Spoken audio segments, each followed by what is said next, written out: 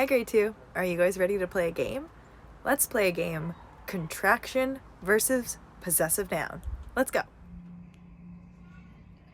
We are going to play the game. Is it a contraction or a possessive noun? I'm going to read a sentence, and I want you to tell me what goes in the blank. Is it a contraction, a shortcut to say two words, or is it a possessive noun? Let's take a look. The first sentence says, throw away your garbage. Who does the garbage belong to? How do I spell the word your in this sentence? That's right, it's a possessive noun. Your, Y-O-U-R. Throw away your garbage. Their dog is brown. Now there's two theirs that I could use. The possessive noun their or the contraction for they are. What do I use in this sentence? That's right. Their dog is brown. T-H-E-I-R.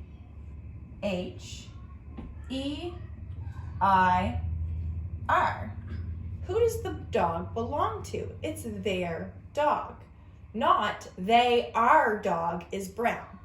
A trick to help us remember is we can take that contraction and we can expand it into its two words, like they are.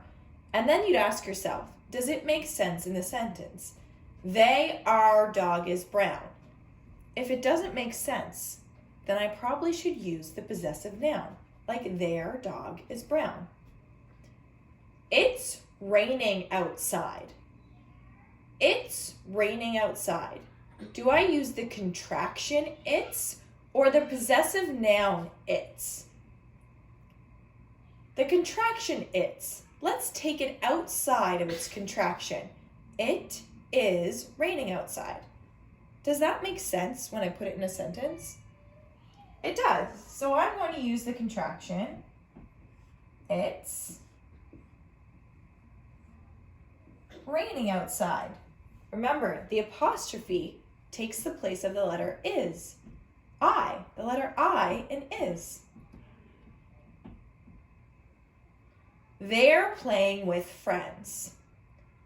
They're playing with friends. Do I use the contraction there or the possessive noun there? I use the possessive noun there when something belongs to someone, like the dog belongs to them, so then I use the possessive noun there. Let's try the contraction in this sentence, there. So to help me understand if it makes sense in this sentence, I'm going to take there outside of its contraction. They are playing with friends. Does that make sense in that sentence? That's right, it does make sense in the sentence. So I can use the contraction in the sentence. There.